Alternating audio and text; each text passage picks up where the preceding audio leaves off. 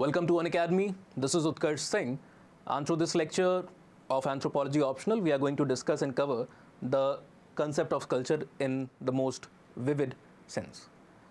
So the concept of culture is something that is very dear to the anthropologist. Even if you see and read the works of modern day anthropologists or even the classical four founders of anthropology, they always stressed upon the significance of cultural studies and the cultural dimension of human inquiry. If you pick up the work of one of the most eminent anthropologists of the modern days, Franz Boas, who is also referred as the father of modern anthropology, he, through his four-field approach, highlighted that if human inquiry is to be made and if human existence is to be understood in a holistic sense, then probably one of the most crucial area that we need to focus upon is the cultural area. All right. So the focus has to be on the cultural aspect along with the other dimensions, along with the other three dimensions as well. But later in the American anthropology specifically, if you see the 90s or the early 21st century, there was a reshuffling, certain juggling and a reclassification of this dimension was being done. And it was portrayed somewhat in this manner. So according to the later, some of the conventions that were followed in the modern day or the later American School of Anthropology, they reimagined anthropology to be divided into just two major areas. One was biological anthropology, the other was cultural anthropology. And they further classified the cultural anthropology into archaeological, linguistic and the ethnographic social inquiries or the social anthropology. All right. Because as per them, when you are trying to do the archaeological inquiry, archaeological researches, it is also precisely the cultural study, because archaeology is the study of past culture.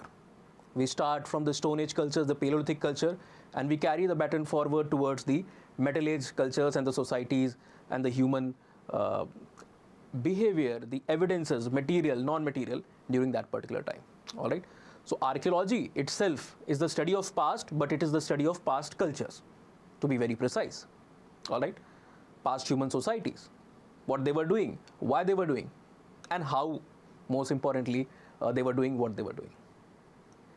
The other area is linguistic anthropology. If you see the field of study of language, it can be broadly divided into many dimensions. For example, there can be one field where we are basically focusing upon the historical development of language, and that will be referred as the historical linguistics. The other dimension can likewise be the structural linguistics, where the focus is upon the structure, the grand template and the framework of language. The other field can be the socio-linguistic, where we basically focus how the social variable influence the language use. But what is very important for anthropologists is the field of ethno-linguistics. How culture has an influence upon language and how language influences culture. How language shapes our culture, our perception, and equally our action and behavior. So when we are trying to focus upon the linguistic anthropology, the major highlight is basically this field of ethno-linguistic. Definitely alongside how humans became the being which eventually acquired the ability to have a free speech and a structured speech which probably no other being has, which no other family or which no other primate order members are actually having. All right. So communication is something very universal. All the groups, all the mammals, all the primates probably have this particular ability to communicate in certain or the other ways. But communicating through the agency of language, which is quite complex, which is having an elaborate set of grammar, expression through symbolic and non-symbolic means, gestures, this is something very unique to human. It is believed to be something very unique to human. And this has only happened due to the evolutionary changes that has occurred. All right. So linguistic anthropology will focus upon this aspect and how finally when we acquired language, how it got influenced and how it is influencing culture on a grander scale. And then ethnography comes, this area of ethnography and the social dimension of anthropology, which also basically focus upon recording of the culture. Ethnography is called as the recording of culture, and it is a description of the culture. So culture studies can be divided into these subfields also as per certain convention in American anthropology during the late 90s and the early 21st century. But the question arises, what is actually this culture? How we are going to academically address the area or the study of culture? Because if you ask any layman, for him or her, culture is probably the sum total of human behavior as we have studied in our schooling days. Or probably somebody can give you an example that in this image, certain animals, basically some cattle, some cow, occupying the street and not letting the vehicles move, is an example that it is only the humans who have a culture. We are the one who has the civic sense. We basically follow the traffic light. We see a zebra crossing and we act accordingly. So these are all cultural behaviors that we have. If you see the animals, they are not following those behavior because they do not have a culture. They do not have a culture. But one argument can also be like this, that if you move to some other country and if you are totally unaware of their practices, their way of living and how their culture is structured, you might end up doing something which is non-patterned or against their cultural norms. So are you also accultured? Are you also somebody who is lacking the cultural dimension? No, it is just that you are not aware with their culture. You have your own set of culture. All right.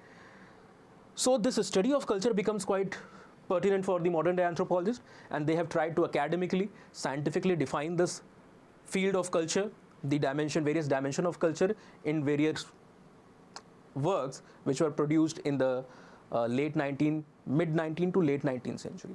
One of the most important such work was titled as Primitive Culture. It is one of the anthropological classics, and it was written by a British scholar named E.B. Tylor. British scholar named E.B. Tylor.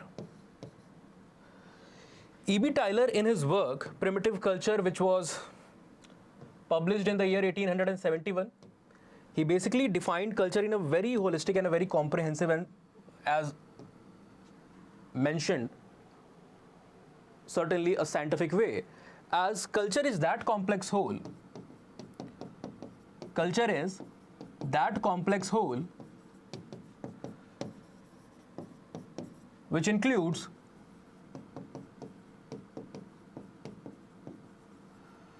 knowledge, belief, art, moral, law, custom. Pardon me, there is some lack of space, so I am writing all the words in the shorter format. All right.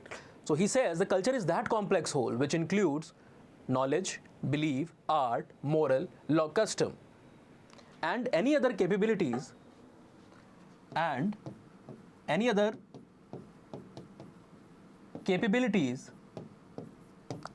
and habits or habits acquired by men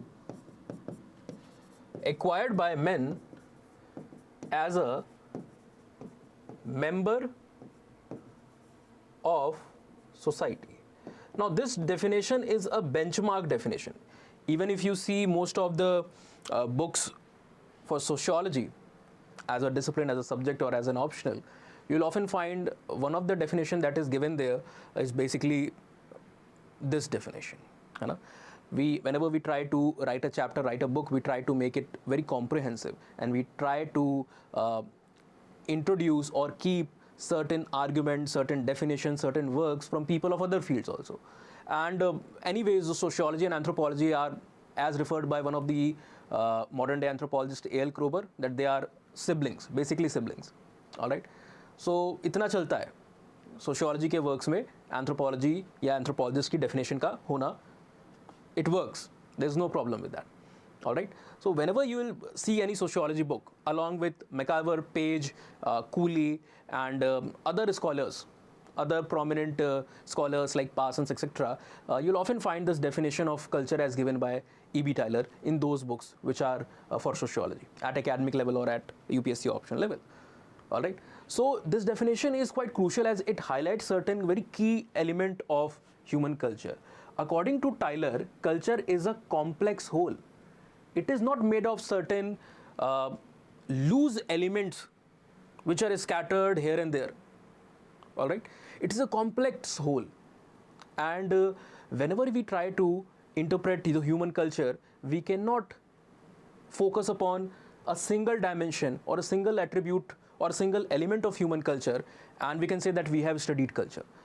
It is complex whole, so we need to focus upon it in a holistic way. Because one of the dimension of culture, one of the key feature of culture is that it is integrated. So all the parts are in certain sense of relationship with each other. And if you are bringing any change in one of the part, it is going to change the other part as well. The integration is of such level. So whenever you try to study culture, you study it as a whole, in a holistic way. All right? And it basically emphasizes upon the very famous colloquial analogy that whole is always greater than the sum of its parts. All right. The other important observation that has to be made from Tyler's definition of culture is that he says that culture is acquired by men as a member of society. So he differentiated from the biological inheritance. You have to see that Tyler was basically a classical evolutionist during the mid 20th century.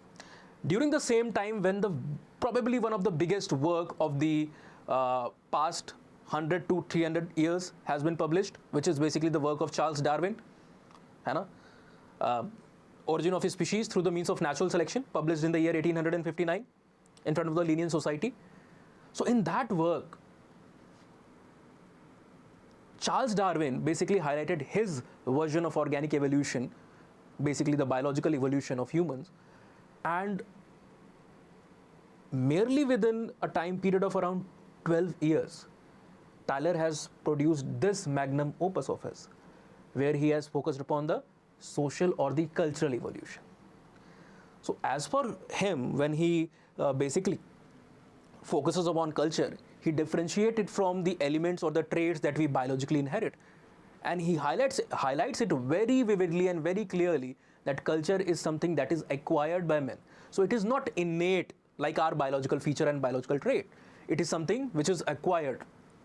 All right. And that is why if it is something acquired, it needs a continuous mechanism and certain external agencies which can maintain the flow of culture through the generation. Otherwise, there will be loss of culture probably. For example, what is culture? Culture is sum total of your human behavior. You say that in the most simple terms. But if these behaviors, if these actions, if these norms are not taught to you, let's say taking out of slippers when you go to a temple, it is a cultural behavior. Now, if you are not told by any means that you have to do this by your parents, in your school, or by the movies, etc., or some certain books, etc., if you are not told about this behavior, you will probably never do that. You will enter the temple having slippers or shoe in your legs. So there is always some external agency which needs to maintain this flow. That can be through socialization at the later level and enculturation during the early days. All right. Some of you might not be aware with these terms or differentiate between these terms like enculturation, socialization, but eventually you will, as we will further make more videos on anthropology optional. Now, there are certain other scholars as well. For example, Melville J. Herskovit. For Melville J. Herskovit, culture is nothing but it is the man-made part of the environment. Man-made part of the environment. So in the environment there are natural components, there are natural element, and then there are certain things which are made by humans. For example, in the environment that we live in, there are trees, there are rivers, etc. All right. And then there are certain paintings which are executed on the wall of the cave or the ceiling of the caves. We have certain potteries. You have a refrigerator. Let's talk in the modern sense. In a colloquial sense, you have air conditioner. I'm having this camera through which I'm interacting to you. I'm having this digital board on which I'm writing. So all these examples are basically showing you what? That these are basically the man-made part of the environment. Around us, we have a lot of things, most of the things which are anthropogenic in nature. They are man-made, they are made by humans. If you go deeper, you can also correspond or comprehend it in a way that even during the earlier days of human evolution, cultural evolution, Human interacted with crude natural objects which were present in his or her vicinity. They saw a stone, a piece of stone, and due to their continuous cognitive development, probably one fine day, this idea came in their mind that if you start hitting a stone with the other stone, it will produce certain abrupt pattern in a particular fashion.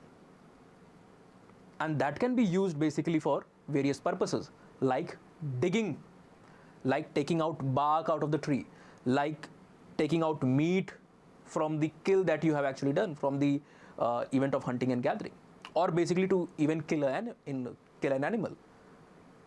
So from there, human interacted with the natural component, with the nature, true pure nature, that was the stone, the piece of stone that was around him.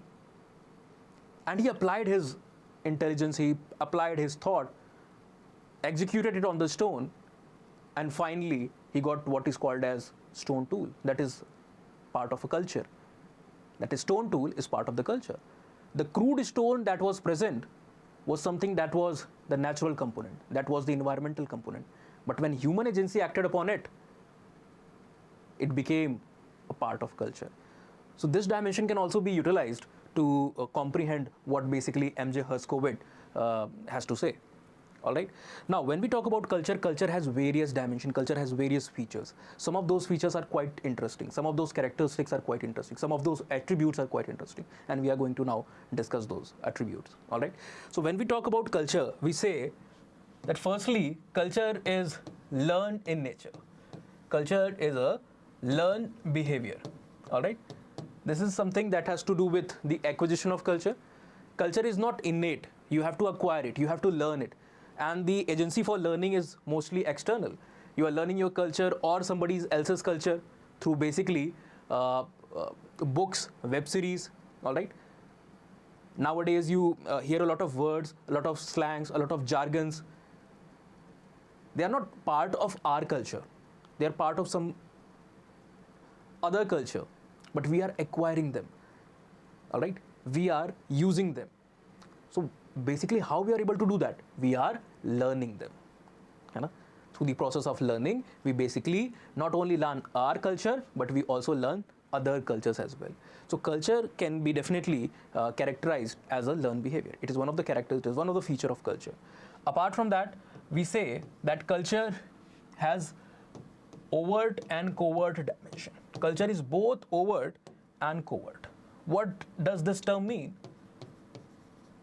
To easily remember this, you can write a word detection here. Certain aspects of culture are easily detectable, are easily recognizable. So some external user or external observer, whenever he's seeing somebody else's culture or somebody else's action and behavior, he's able to see certain aspect of that culture from a distance, superficially. He's able to detect that externally. So those dimensions which are observable, superficial, they are basically called as the overt dimension or the overt part of the culture. All right. For example, the way people are dressing, all right, the way people are, let's say, or what people are eating, all these can be externally detected. You can see, okay, that person is vegetarian or not vegetarian. That person is wearing a pajama kurta or that person is wearing a tuxedo. All right. So these part of culture basically are called as the overt, are related to the overt dimension of the culture. Whereas whatever he is thinking, what his values are, what nature he has, these dimensions cannot be superficially assessed. They cannot be superficially accessed. So these dimensions are called as covert dimension of the culture. Thirdly, we say culture is both adaptive, at the same time it is maladaptive in nature. All right.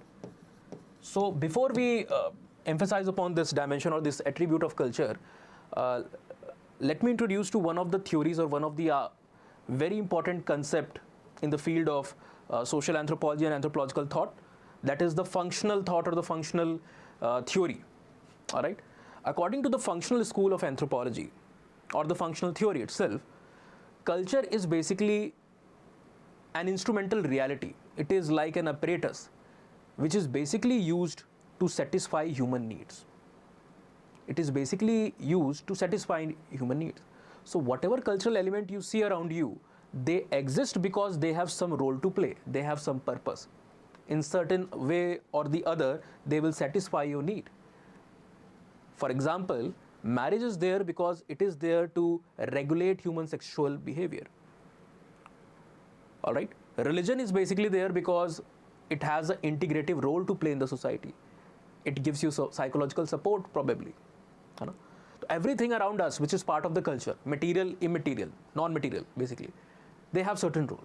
So even if you see any aspect of culture, in that sense, they have adaptive role to play, adaptive function to play. I'll give you example in two sense. One, I'll take the example of the material sense, and the other I'll take the example of non-material sense. In material sense, culture is adaptive. Let us take an example of the air conditioner. The air conditioner is basically there to make you feel comfortable. Especially nowadays when you're seeing the video in the month of June, the temperature is rising. It is soaring high, 42, 44 degrees. All right. So you are probably not able to work. You are probably not able to focus. All right. You are distressed. But the air conditioner will regulate the ambient temperature, and it will make it very soothing for you to work, very comfortable for you to work. So this is the adaptive aspect of that material culture, the cultural part, that is air conditioner. But the use of this air conditioner or any other such devices like refrigerator, they are having pheromones, they are having coolants. It is probably going to have an impact on the environment. And the impact on the environment, the degradation of the environment, the global warming, it is going to hit you back. All right. So it is having an adaptive role, but then in turn it is also having certain maladaptive feature. Firstly, you'll think that it is not going to affect me directly. It will affect the environment. It will contribute towards the global warming. But that global warming is the problem through which you are seeing that temperature rise continuously each and every year. All right. So in that sense, culture is adaptive and maladaptive. Air conditioner here is example of material culture. Let me take an example of non-material culture, non-material aspect of culture. Religion. We have just said that religion has an integrative role to play as per Bronislaw Malinowski, who belongs to the functional school of anthropology. Now, if you see religion, it basically has a power of cohesion. It will integrate society. It will bring the member closer to each other. It will help in social cohesion. But then you see that there are riots which are taking place in the name of religion. There is homicide, people are being killed. So that is the maladaptive aspect of that culture. All right. So culture is both adaptive and maladaptive at the same time. Now, we say that culture is static. Culture is static and dynamic as well. Example given. If you pick up any aspect of culture, marriage is a cultural institution, it is a social institution. Marriage is basically part of the culture. It is a cultural behavior, it is a cultural institution. In past also people were marrying, today also people are marrying, in future also people will be marrying, most probably, most certainly, if the institution survives. But the nature and various other allied dimensions of marriage, they are not same as they used to be. All right. If you pick up the ancient scriptures, the Indian scriptures, the Smritis, and the other allied text, there are different forms of marriage which are being mentioned. Some are dharmic, some are adharmic. For example, the Brahma Vivaha, the Prajapatya Vivaha, the Deva Vivaha, and the Arsh Vivaha, they fall in the category of dharmic Vivaha, as described in the texts like Manav Dharma Shastra, or what you also call as Manusmriti. Then there is certain marriages or form of marriage which are in the grey zone. They are not dharmic, they are not adharmic. For example, the Gandharva Vivaha, or marriage by mutual consent, that can be translated to the love marriage as you see today. And then there are certain adharmic marriages, or the adharmic Vivaha, in which basically the Rakshas Vivaha, the Paishach Vivaha, and the Asur Vivaha falls. Marriage through price. All right. You are purchasing the bride. Probably there is no consent, but you are using the power of money, or in other sense, your repute to basically acquire the bride for you. That is the idea of Asur Viva. In the Rakshas Viva, you are using the power. The example of Rakshas Viva is given in the Mahabharata, when Bhishma Pitama, who is the son of Shantanu and Gangama, he is basically going to acquire brides for his stepbrother Vichitravir, and he acquires 3 beautiful princes, Amba, Ambika and Ambalika, sheerly by his ability, sheerly by the force, the nature of force. He challenges everyone that if somebody is willing to stop him, to prevent him from taking the bride, they can. Otherwise, he's going to take. That is the example of Rakshas Viva. And then there is Peshach Viva, which is the worst kinds of marriage as described in the scriptures. All right. Worst kind of marriage, where the bride is being intoxicated. All right. So, in the classical texts, there were different forms of marriage. There was no mention of the idea of probably what we see in today's sense in the modern day societies. All right. A lot of ideas, a lot of ritual, a lot of practices that you see today being part of the institution of marriage were not existent then. But marriage was there. So marriage has survived through times. But there has been essential changes in the institution of marriage. So that basically shows the dynamic aspect of culture.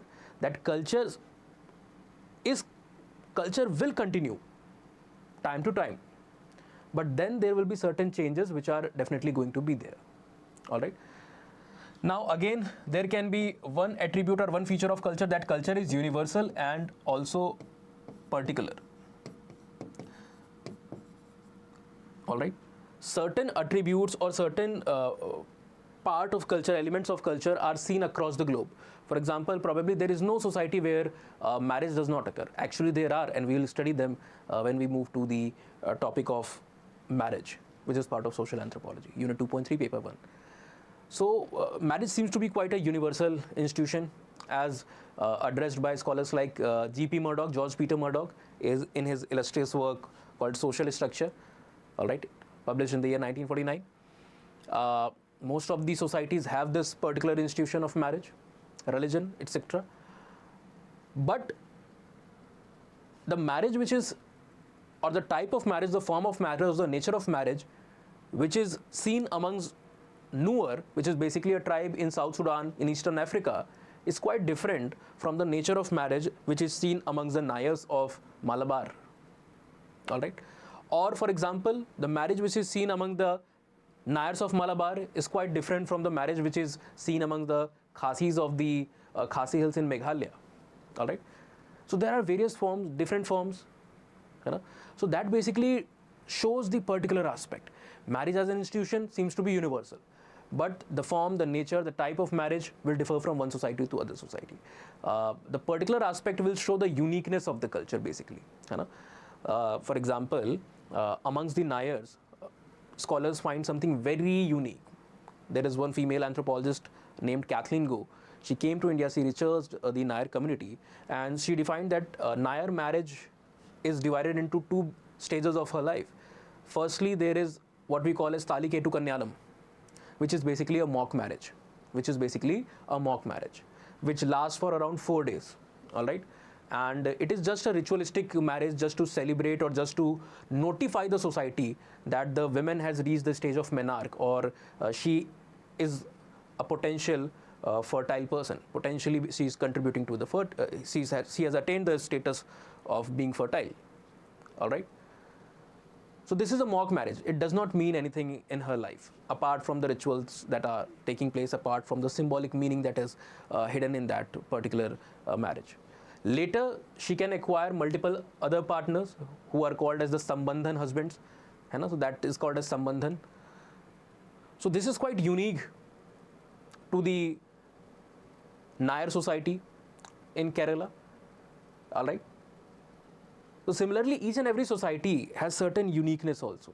No two culture can be totally alike. All right. They have institution of marriage, family, kinship, religion, but they will significantly differ from one another. So that is what we basically meant through the universal and the particular aspect of culture. Then there are a lot of other aspects as well. For example, culture is also said to be organic as well as super organic. So there is super organic dimension of culture also. A lot of scholars like Kroeber has commented upon that.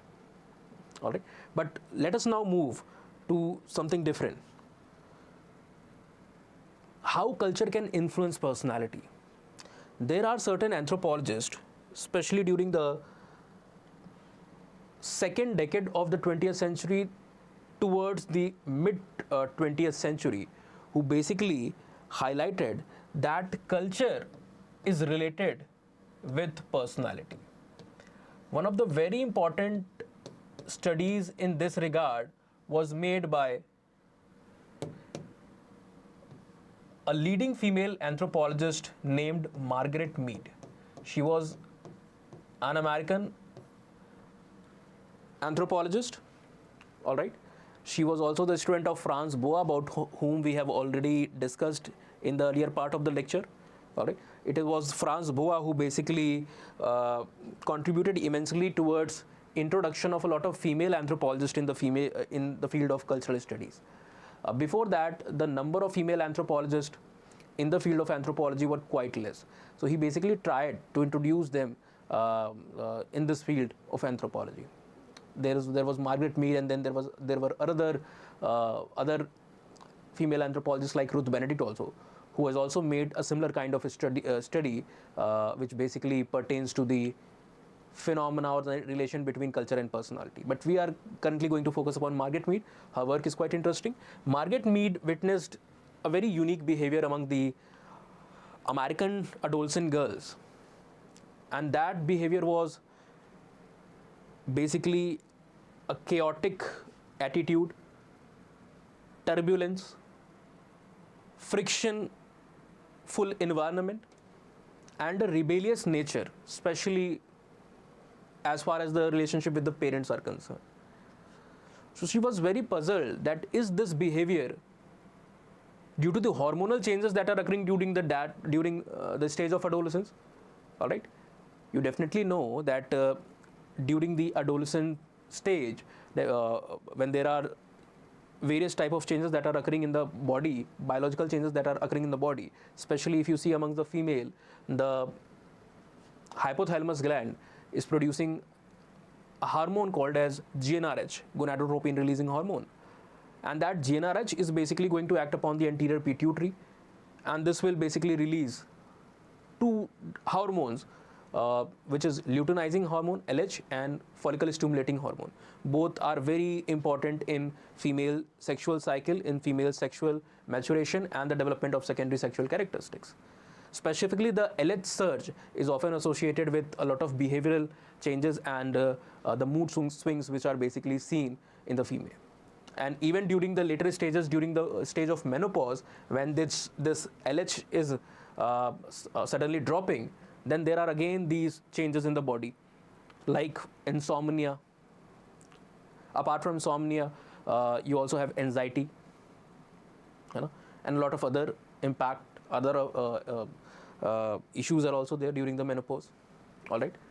So she basically tried to inquire that are these changes or are these behavioral aspects part of the biological processes, or it has something to do with the culture or the cultural dimension, with the cultural dimension.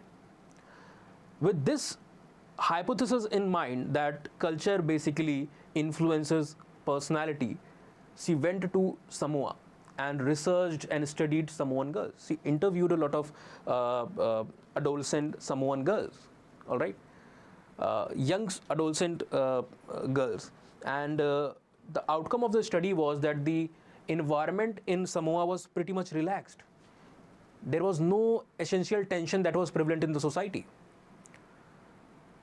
Facts pertaining to birth, sex, death, they're quite open. Society was not very fuzzy about these things. And even in her interview, the adolescent girls of Samoa admitted that the premarital sex is quite a common practice among them, and they purposely delay the marriages in their society. Basically what they informed Margaret Mead, that they purposely have this behavior of delaying, not those specific girls, but in the entire Samoan society, the girls usually delays the marriage basically to have sexual encounters with the males. All right. So the society seems to be quite liberal in their attitude as far as the sexual relationship and the sexual bonds are concerned. So this revelation shocked people a lot, and it was quite sensational. All right. And through this, basically, she highlighted that the attitude amongst the female adolescent in the Samoa is quite relaxed. It is not turbulently marked as seen amongst the American teenagers or the American female adolescent, and it is they do not show this rebellious attitudes, especially towards the parents.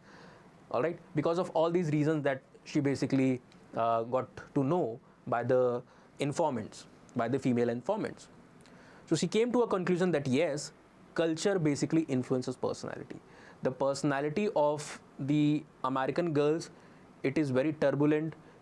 It is very, they show a very rebellious attitude because of the culture they live in. Because of the culture they live in. The facts, the society is has a lot of taboos. The society has a lot of restriction. Various facts are hidden from them. You know, they need to maintain a certain aspect of life and show a certain dignity in their behavior, in their action. So probably due to all these cultural dimension and the cultural influences, the personality is shaped in that. Personality is shaped in that aspect. All right. So this is what Margaret Mead has to say through her work. So other such studies also highlighted that yes, there is definitely influence of culture on the personality. Now, this was the area of comparison of culture and personality. Apart from that, we can also discuss certain cultural processes. Certain cultural processes. For example, often you have seen and often you have heard that tribals are getting accultured. What does that term exactly means? When tribals are getting in contact with the mainland communities, firstly, why are they getting in contact with the mainland communities? Because of the rapid industrialization and the processes of urbanization, the connectivity, transportation, everything has so much improved that our world has become a very small village. And each and every community, not only in terms of the information that is traveling around the world, but even in terms of the physical spaces, it has drastically reduced. Few decades ago, probably going to a foreign country was a big dream and a big thing for most of the people. But now all it takes for you is a passport, a visa that can be attained quite quickly, and for most of the countries, if not all, and a ticket worth, let's say 12, 15 or 20,000 rupees to go to that area. All right. So definitely the income has increased over the period, but also due to the connectivity, more number of flights, rapid and fluent movement that is occurring, we can easily go from one place to the other place. For example, if you take a flight from Delhi, within few hours, less than few hours, you will be finding yourself in Vietnam for a ticket price which is less than 15,000 probably on most of the occasion if you book it in advance. All right. So the connectivity has not only drastically increased across the globe, but even within the society we are like easily more mobile. And due to this, a lot of tribal communities are coming in contact with the mainland community or the non-tribal communities. When there is this type of cultural interaction or contact between two communities, there is a phenomena called as acculturation, where one culture is taking elements from, borrowing elements from the other culture. One culture is taking or borrowing elements from the other culture. And in turn, it will lose certain element from their own culture. This phenomena is called as acculturation. In theory, it is said that both culture can borrow elements from each other. Culture A will borrow elements from culture B, and culture B will borrow the element from culture A. Let us say culture A is the mainland community, culture B is the tribal communities. So tribal will borrow element from the mainland community, the mainland will borrow the community, elements from the tribal community. But in practice, it is mostly observed that it is the subordinate culture or the lesser culture which basically borrows element from the dominant culture. For example, if you see the interaction of our Hindu society or the Hindu culture with that of the tribal culture, it is the tribal culture which is basically acquiring the features. They are developing caste system in their society. Their tribal culture has been basically highlighted by most of the anthropologists to be egalitarian. But if you see the studies by Surjit Sinha, eminent Indian anthropologist, D.N. Majumdar amongst the Khasas of the Uttarakhand, and certain other works in Odisha, Jharkhand, and different other regions, it has basically seen that these tribals are not only acquiring the caste system, but also the cultural practices are being acquired by them which are non-tribal in their origin. I myself have worked amongst tribes like Agariyas and Gonds. They are using the surnames which are Hindu surnames like Singh, Kumar. Their way of living, the dietary choices, everything is basically in direction of the male community. But when we have the interaction somehow with the other communities, today it is not mostly going to be only physical, we have the internet also. We have this internet and digital telecommunication that is occurring. So when we see certain elements of other culture, let us say Western culture, it is not the Western culture which is going to acquire elements from our society. It is we who are going to acquire elements from their society. So we are basically dressing ourselves in the way that the Westerners were dressing, or the things that Westerners have basically invented. What they eat, we are eating like that. Even if you see the dietary choices of Indians today, the street food has mostly vanished from India. Whenever you are trying to order something, either it is Mughlai, either it is American, either it is Italian, either it is Chinese. So the Chinese and the Nepali food has taken over the Indian street food in most of the places. All right. And at the restaurants, if you see, you go, it is either the Mughlai or the American or the Italian. So our interaction with the more dominant culture has resulted in us acquiring the traits which were alien to us at one point of time, which were non-indigenous in origin, which were external in their origin. But we have acquired them. Why? Because in our relation with those communities, we are the ones who find ourselves to be subordinate. So this type of interaction basically occurs among the community, and it is called as the process of acculturation. Similarly, there's another phenomena, a similar phenomena called as assimilation. Just that the difference is that in assimilation, one culture will so easily and so rapidly start taking the element from the other culture, the dominant culture, that a point will come that it will lose all its original cultural element and cultural context, and it will start appearing exactly like the culture from which it has borrowed the element. So at one point of time, it will be very difficult for you to differentiate between the two cultures, that which is culture A, which is culture B. Both will start looking as culture A only. All right, both will start resembling. So it is very hard for you to distinguish between them. This type of process is called as cultural assimilation. ठीक है, पूरा मिलावट वहाँ पर हो गया एक तरीके से आप देखो तो. Now, there are certain other cultural processes also. For example, there is a phenomenon called as cultural lag, and it has been asked by UPSC in one of the recent years in the PYQs, if you see questions from Unit 2.1. Culture lag is basically a concept that has been highlighted by eminent scholar named Fernando Ortiz. Sorry, it is William Ogburn, not Ortiz. William Ogburn who has given this concept. So according to William Ogburn, certain element of culture evolves at much faster rate, changes at much faster rate as compared to other elements of the culture. And due to this, what he's saying that certain elements of culture are evolving or changing at a much faster pace than the other elements of the culture. All right. So this element of culture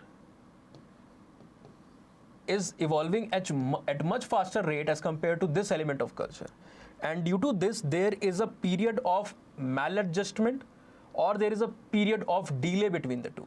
This period of delay or maladjustment,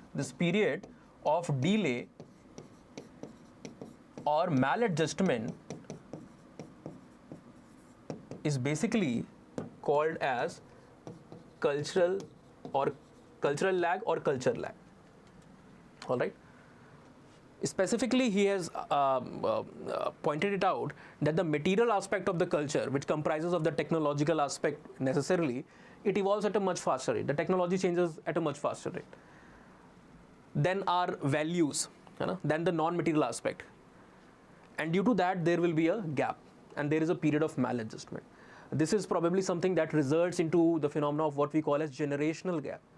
So your parents, if you ask your parents, During their time, there was a device which was called as pager, which you don't find it nowadays. If somebody is keeping it as part of vintage collection of he's very fond of it, they might be having that, but otherwise you do not find it in our day-to-day use. So pager was something that emerged in front of your parents mostly. If your parents are born during 60s and 70s, so it emerged and it came into circulation during their times, and then came the telephones, etc. All right, the mobile phones came in, the touch screen phone came in, and now you have a complete telecom revolution. So within around 3 to 4 decades, the telecommunication has drastically changed. The technology has humongously evolved. Now you have curved display, you have folded phone, you have artificial intelligence, you have 4G, 5G, 6G and whatnot. You have cameras that can zoom into probably kilometers of range. Telescopic photography is possible. If you probably discuss it with somebody who is from 40s, 50s or 60s, he won't agree with you. He won't trust you that all this is possible in a device which is of 6-inch or 5-inch. So the values of the society, which is basically part of the non-material aspect or the non-material dimension, the knowledge, the ethos, all these things does not evolve at that fast rate, whereas technology will evolve at a much faster rate. And due to this, there is a period of delay or period of maladjustment, which Ogburn called as maladjustment. So it is quite important in understanding the challenges which we see in the modern society. All these cultural concepts are helping us to understand what shapes the idea, what shapes the processes in our society. All right. There is similarly a concept called as culture shock, which we'll probably discuss in some other lecture because we have a little lesser time. It is already 45 minutes, and I'll probably try to wind it up within 10 to 15 minutes, or probably much lesser time. So next we can talk about certain terminologies that you will come across when you study culture. That is a concept of counterculture. What is counterculture? Counterculture is part of culture or a group that has ethos, behavior, practices, actions which defy the patterns which is followed by the dominant culture or which is followed by the majority culture. All right. So it is a deviant form of cultural behavior. A deviant form of cultural behavior. There's a sense of defiance, especially in terms of behavior and the patterns of living, in the dietary choices, in the lifestyle, if you compare it with the majority or the standard way of living.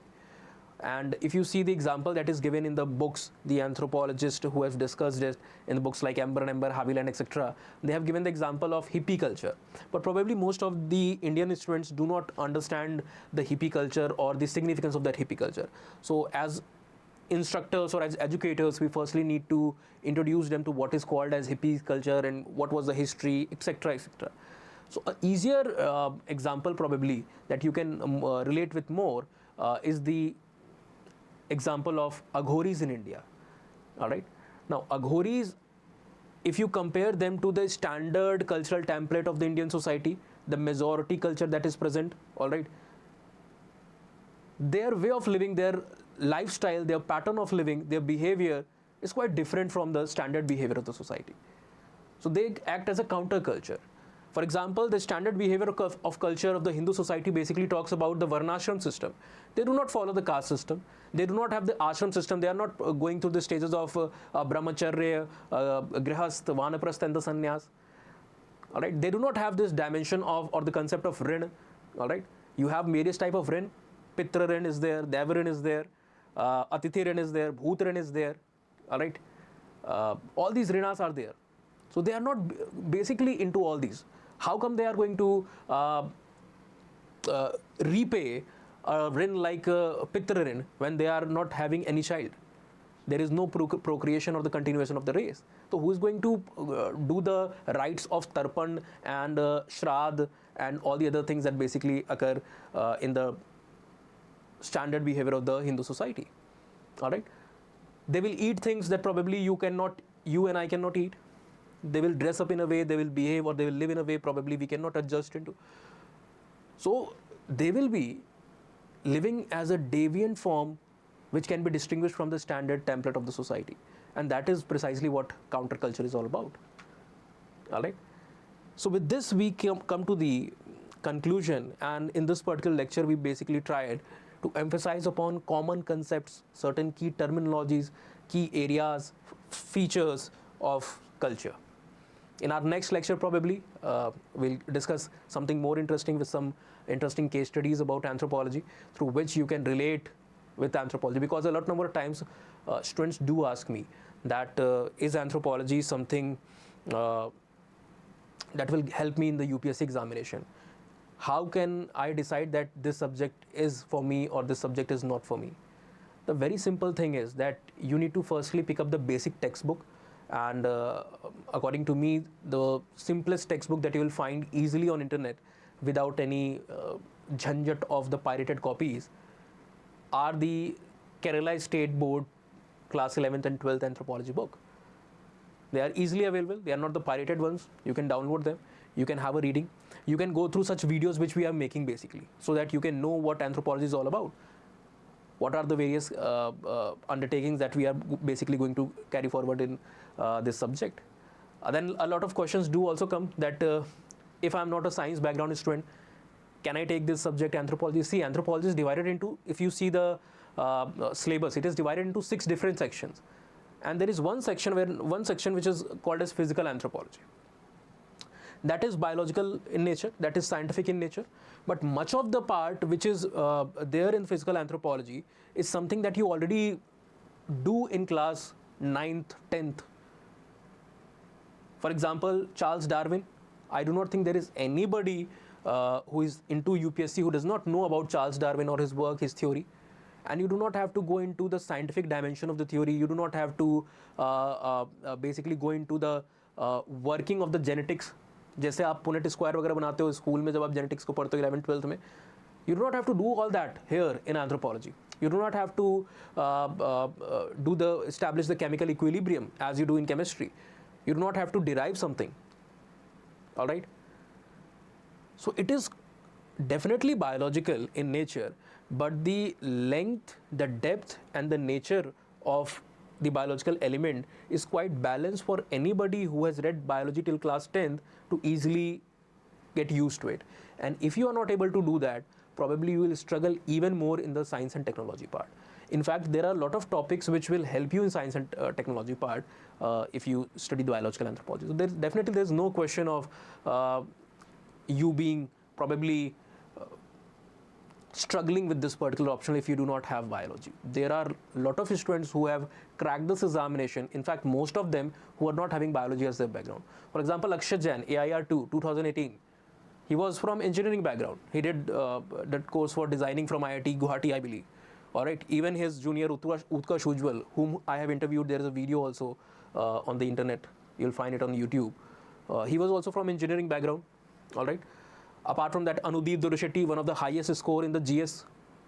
I think he scored beyond 475, which is quite rare because it is not that easy to get around 47-48% marks in the GS out of 1000 marks. I'm only talking about GS 1, 2, 3, 4, GS 4 papers. All right. Then if you see, there are certain other students, aspirants like Uma Harthi, again engineering background. So different toppers have cracked this examination and they were not even having biology as their common subject. So having biology or not during your 11th, 12th or your graduation does not necessarily limit you from excelling in this particular subject, because the biology which is present here, it is quite neutral, it is quite well balanced, and the only unit which is truly biological, which will make you feel that, okay, this is something that I do not like in biology. Probably the cell cycle, probably replication, transcription, translation. All right. Question aren't coming from those particular units. There is a unit 1.7 where all these things are given, and there is hardly any question being asked from past 15-20 years. Last time there was a question being asked from this particular unit was in 2008, when the pattern of the UPSC optional paper, UPSC essentially was totally different. After 2012, the pattern changed, and from that time period, there hasn't been any single question. Even before that, when the pattern was same, even 2011, even 2012, 2010, 9, 7, there weren't any questions being asked. So you do not have to worry about that. And as far as the depth of the subject is concerned, that is also quite well balanced. A lot of people do ask me, is it overlapping with the GS portion? It is so overlapping that it can help you gain 32% marks in GS1 itself. 32% of the question that came in GS1 paper in 2023 were basically from anthropology option, or they could have been handled by the use of anthropology optional. It is also going to help you in GS, in essay, and the nature and the personality that you are going to develop, the tendency to read between the lines, see beyond superficial element of somebody's questioning. They are also going to help you understand question in a better way and get through your interview in a more equipped and a more confident way. All right. So I believe I probably addressed a lot of things that were in your mind. If you do have any query, you can reach out to me on my personal IDs also, or you can also reach out to me through this email or the link that is provided below. Go through the chat box if you want to say something, if you want to ask something. The comment section is open for you. And for demo lectures and registration also, I think there is a link below this video. Our session is going to be starting very soon for Anthropology Optional 2026. If you want to enroll, go to the counseling numbers that are given below this video. Wish you all the best for the examination. Goodbye. Take care.